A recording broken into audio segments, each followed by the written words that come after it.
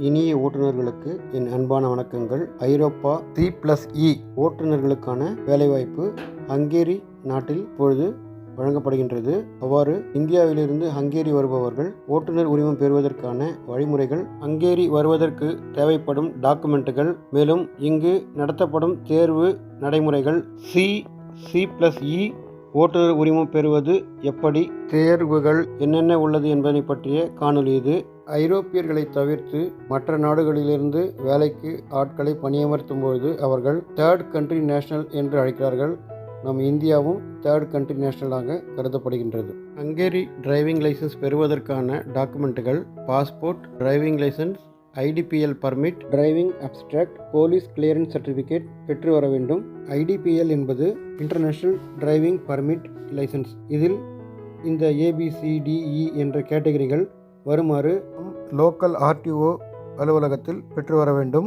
Heavy licence 2009க்கு முன் 2009க்கு பின் என இரு பிரிவுகளாக உள்ளது. 2009க்கு முன் எடுத்தவர்கள் தியரி எக்ஸாம் மற்றும் PAV 3 எக்ஸாம் எழுத வேண்டும். Sensible driving based on the safety rules, application of regulation, health, road traffic, environmental, servicing and logistics. இந்த 3 தேர்வுகளை எழுத வேண்டும். ஒவ்வொரு சப்ஜெக்டிலும் 40 வினாக்களில் குறைந்தது 30 மதிப்பெண்கள் கட்டாயமாக பெற வேண்டும். இத்தேர்வில் தேர்ச்சி பெற்றவர்களுக்கு இந்த GK கார்டு வழங்கப்படுகின்றது. சைக்கோமெட்ரிக் தேர்வு என்பது PAV 1, 2, 3. இந்த தேர்வு ஒரு டிஜிட்டல் வடிவிலானது. கணினியில் அமர்ந்து நாம் மானிட்டரில் தெரியும் கலரினை மேட்ச் செய்ய வேண்டும்.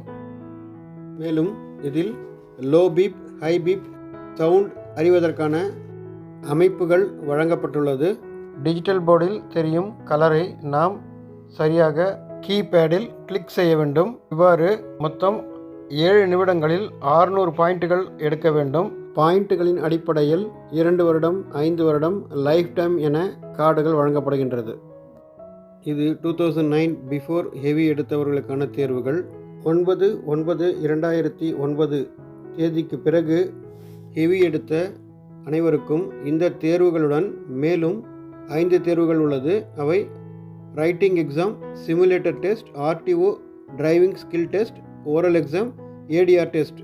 சிமுலேட்டர் பயிற்சி மொத்தம் 7 நாட்கள் வழங்கப்படுகின்றது. இந்த பயிற்சியில் நாம் ஒரு வாகனத்தில் அமர்ந்திருப்பது போன்ற அமைப்புகள் அங்கே கொடுக்கப்பட்டிருக்கும்.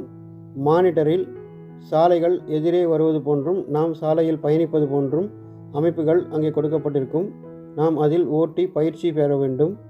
பயிற்சியின் இறுதியில் யார்டு டெஸ்ட், RTO முன்னிலையில் நாம் 5 நிமிடம் தேர்வு யார்டு பார்க்கிங் செய்ய வேண்டும். பயிற்சியின் இறுதியில் டிரைவிங் டெஸ்ட், RTO உடன் வாகனத்தில் 1.5 மணி நேரம் ஓட்டி காண்பிக்க வேண்டும். டிரைவிங் டெஸ்டில் சாலை சந்திப்புகள், பள்ளி அருகாமையில் இருக்கும் சிக்னல்கள், ரவுண்டானாக்கள், சைக்கிள் கிராசிங், பெடஸ்ட்ரியன் கிராசிங் முதலான முக்கிய சந்திப்புகள் இவை அனைத்தையும் அவர் கண்காணிக்கின்றார். எக்ஸிட்டுகள் முதலானவை மற்றும் ரயில்வே கிராசிங், வேகம், ஸ்பீட் கேமரா இவை அனைத்தையும் RTO நம்மிடத்தில் கவனிப்பார். ஆகவே மிகவும் கவனமாக, எச்சரிக்கையாக வாகனம் ஓட்டினால் மட்டுமே நமக்கு இந்த உரிமம் கிடைக்கின்றது. ரிட்டன் எக்ஸாம் என்பது மொத்தம் 8 கேள்விகள் கேட்கப்படுகின்றது. அதில் 100க்கு 60 மதிப்பெண்கள் நாம் பெற வேண்டும். ஓரல் டெஸ்ட் என்பது வாகனம் டெஸ்ட் முடிந்த பிறகு RTO முன்னிலையில் 3 கேள்விகள் கேட்கப்படும். அது வாகனத்தின் இயக்கம், பராமரிப்பு, வாகனத்தின் தன்மை, சாலைகளின் தன்மை போன்றவற்றை அடிப்படையாக கொண்டது. ADR டெஸ்ட் என்பது பெட்ரோலிய பொருட்கள், கெமிக்கல் பொருட்கள் ஆகியவற்றை ஏற்றிச் செல்லும் வாகனங்களை இயக்க வழங்கப்படும் ஒரு லைசன்ஸ் ஆகும். இந்த லைசன்ஸ் கம்பெனிகளின் தேவையின் அடிப்படையில் இந்த பயிற்சிக்கு அனுப்பப்படுகிறார்கள். பயிற்சியின் இறுதியில் அதற்கான சான்றிதழ்கள் வழங்கப்படுகின்றது. இந்த ADR பயிற்சியின் பொழுது முதலுதவி பயிற்சியும் வழங்கப்படுகின்றது. இந்த அனைத்து பயிற்சிகளும் சான்றிதழ்களும் பெற்ற பிறகு நமக்கான ஓட்டுநர் உரிமம் வழங்கப்படுகின்றது. இது அந்த ஐரோப்பிய ஓட்டுநர் உரிமம். இந்த தேர்வுகள் அனைத்தும் முடித்து நாம் ஓட்டுநர் உரிமம் பெறுவதற்கு 3 மாதங்கள் ஆகின்றது. இந்த தகவல்கள் அனைத்தும் தங்களுக்கு பயனுள்ளதாக அமைந்திருக்கும் என்று நம்புகின்றேன். சேனலை சப்ஸ்கிரைப் பண்ணுங்கள், லைக் பண்ணுங்கள், மற்றவர்களுக்கும் ஷேர் பண்ணுங்கள். நன்றி, வணக்கம்.